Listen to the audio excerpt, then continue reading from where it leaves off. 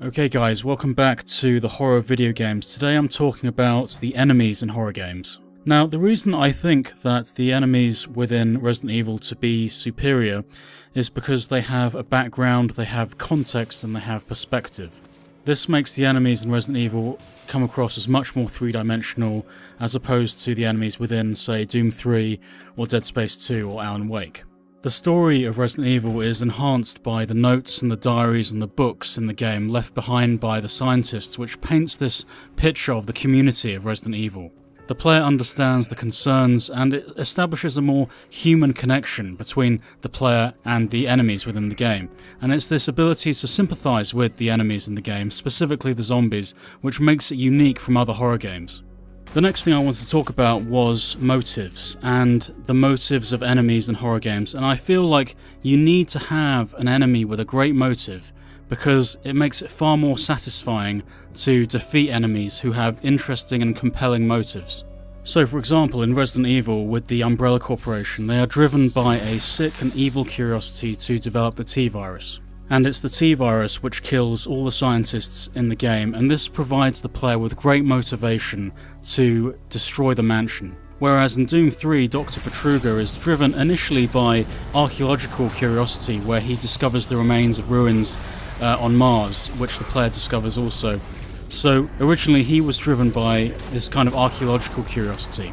And then in Dead Space 2, the unitologists are driven by a cultish desire to spread markers across the galaxy and have necromorphs take over the universe. And so by conquering these enemies with these varying motives, it's far more exciting, it's far more thrilling, and like I said, it's far more satisfying to conquer an enemy who is vile and repulsive and who has evil intentions, and it just makes a far more entertaining game, and it makes a far more satisfying horror game. The point I wanted to make here is if we are going to compare this against F.E.A.R.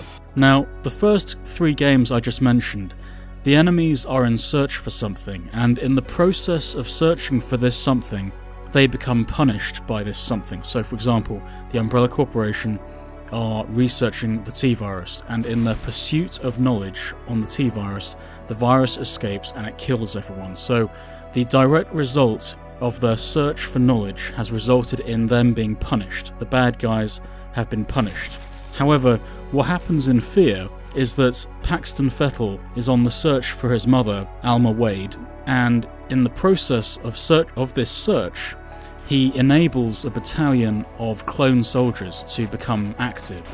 So in this example, we can see that in F.E.A.R, the pursuit, the search for something, has not resulted in the punishment of the bad guys. In fact, it would be the opposite, and Paxton Fettel's search for his mother has actually enabled the bad guys, it has enabled the enemy forces, so it's been positive for them.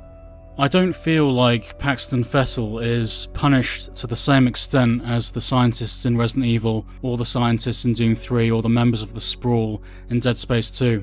And I feel like the members of those communities, they've made sacrifices in order to search for evil, to search for domination, the search for hell. I feel like those communities have made sacrifices, and Paxton Fettel in F.E.A.R. hasn't. And ultimately, those sacrifices made by those communities make the game seem more alive than the world in F.E.A.R. This theme that the enemies are being punished makes the enemies seem more conflicted and also gives them more personality. This provides a far richer and more engaging experience because it gives the game world a feeling of history, like something's happened before the player has turned on the game, and this feeling that something else is going to happen after they've stopped playing the game. So this feeling of the game world, the community within the game world is punishing the enemies rather than the player, makes the world seem far more multifaceted than just a simple game where it's a shooting gallery and you shoot hordes of enemies, like thousands at a time, with the most powerful weapons imaginable. It makes the game world seem more real, and I think ultimately the ultimate aim of a video game is to immerse the player, is to fool the player for a couple of hours that they've entered a different world. And I feel games that punish the enemies before the player's even arrived is ultimately infinitely more compelling than a simple shooting gallery. Another theme I wanted to mention is the fact that in some of these games, the enemies have been possessed by an external factor. For example, in F.E.A.R, they've been possessed by Paxton Fettel, Alan Wake. You have the Taken, the kind of human forms, they've been taken over by someone else.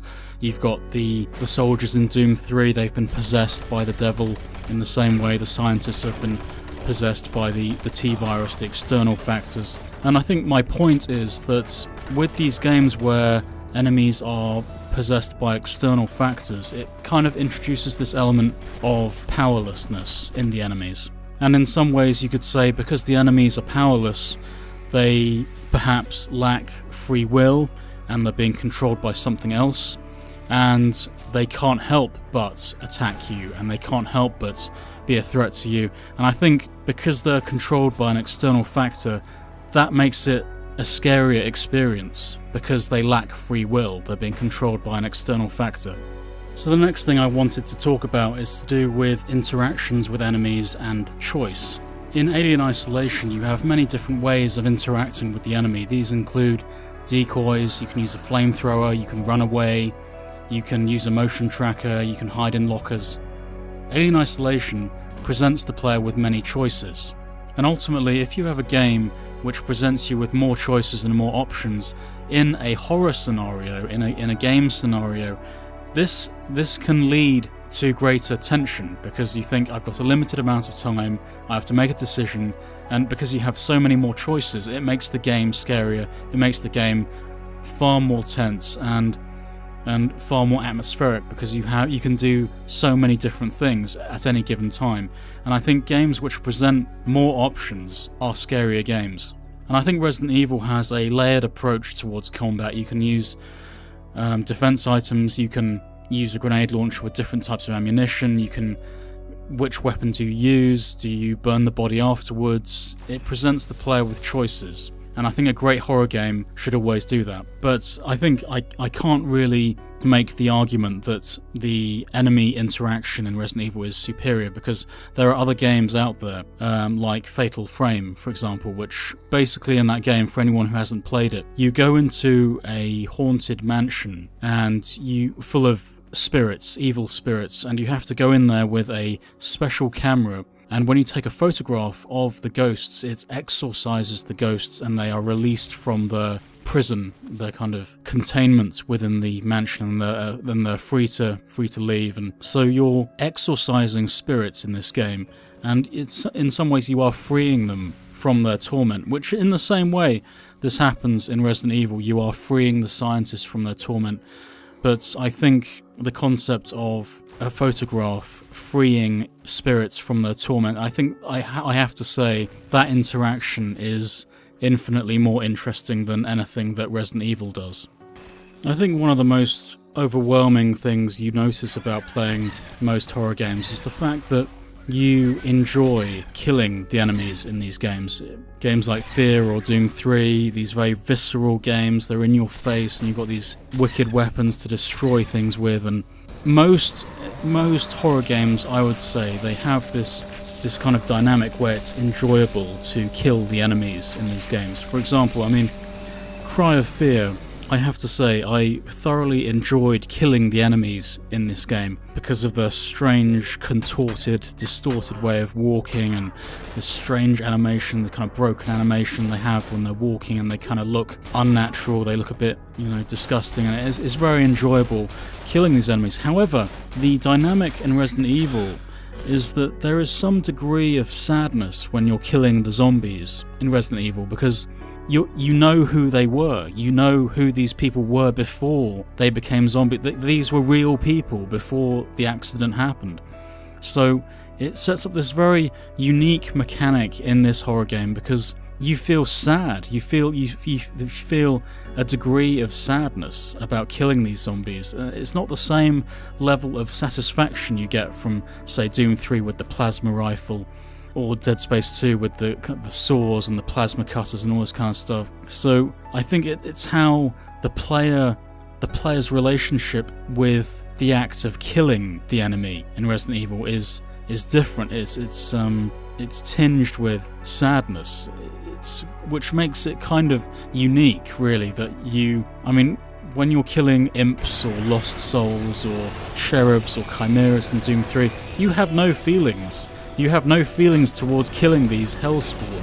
You enjoy it. You enjoy killing these hellspawn because it's fun. It's fun destroying these enemies with chain guns and rocket launchers and BFGs and all. It's a lot of fun. But when you're killing zombies in Resident Evil, there's always that little voice at the back of your mind. You're thinking, these zombies used to be people. They used to be real people, and through no fault of their own, they've been contaminated by the T-virus, and they've had to write messages to their loved ones before they die. And it's the relationship between the player's kind of emotional space with the enemies in Resident Evil, which are kind of unique, really, that it makes you feel sad killing these zombies. So I think on that point, the player's emotional relationship with the enemies in Resident Evil are unique in comparison to other horror games.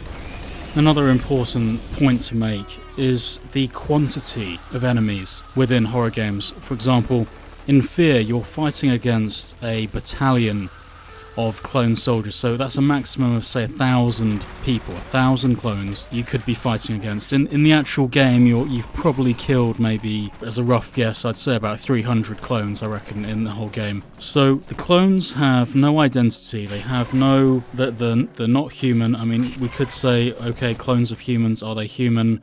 I'm not sure, that could be a debate for another day, but anyway, so they have no kind of unique identity of their own, and you can't empathize with these clones. They all say they have a limited number of commands and expressions they have, and I think ultimately this does affect the player's relationship to the enemies in F.E.A.R or Doom 3 or Dead Space 2, because there are just so many of them. There's just corridor after corridor after corridor, just destroying enemies after enemies after enemies, and I think this does have a detrimental impact on the overall horror of the scenario, because it doesn't mean anything, because there's another corridor and there's another 20 enemies in the corridor.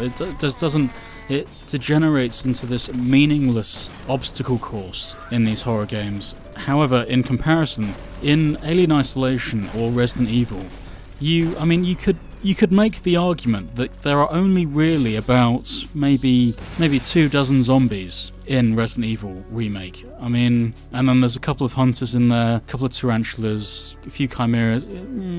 Let's say the whole game we're talking about maybe 36 enemies in the whole game, whereas in F.E.A.R you're fighting hundreds of enemies in F.E.A.R, and I think I wanted to say that this must have an impact on the relationship with the player.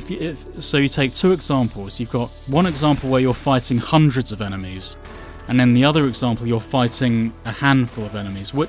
Which is a scarier game? So I'll tell you, the game with fewer enemies is inherently scarier because the player's emotional contact or attachment to each enemy is more concentrated than that of in F.E.A.R, where it's spread across hundreds of clones. So I think the player's focus is more intense on a limited number of enemies, and it makes those more limited interactions more meaningful. I think it's important to note that the enemies of Resident Evil have been transformed by a man-made force, so it's a man-made scenario and it's a man-made tragedy. So, for example, these scientists have been transformed by the actions of other people, whereas in Doom 3 the enemies are transformed by an inhuman force, by the devil, by hell, and also sometimes this theme of possession by external forces is simply not explained at all. For example, in Alan Wake, what happened to all the people? What happened? Why did they all get possessed by the darkness? What happened? What is the darkness? There are many question marks in Alan Wake. So, what is the darkness? Where did that come from? Who's this woman at the start of the game? Like, what's she on about? It's just there's too many unanswered questions, and in Remake it's far more cohesive in its narrative because you have the actions of bad people who influence the lives of the unbeknown scientist population, and so there's that kind of cause and effect relationship. But in Alan Wake there is no cause and effect. It's just kind of, it just happens. Just the scenario it's just there. Yeah, so it makes more sense basically. So you've got these people over here, and they've done this to this group of people, and so that's why they're like this, rather than in Alan Wake where it's just kind of just happens. The scenario just sort of just exists and there's really no explanation. And for that reason, because of this cause and effect, it makes more sense, and it's a more satisfying story, and it's more satisfying in terms of how you interact with the enemies in Resident Evil. Okay, so to summarize, why do I believe the enemies of Remake to be superior to other enemies in other horror games? The first reason is this feeling of history, this feeling of the backstory and the perspective. You know who these scientists were, you know what they went through during the crisis, you know what they've become, and as a result of this, there is a great sadness when you kill them, at the back of your mind when you kill these zombies, and this is a unique emotional experience which is demonstrated in Resident Evil.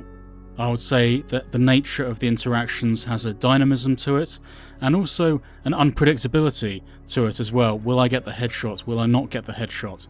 Then there's the theme of the inversion, so the scientists used to be human and now they're zombies. This mechanic also happens in Alien Isolation and Doom 3, where firstly the androids are on your side and then they're against you, and in Amnesia the light is with you, then it's against you.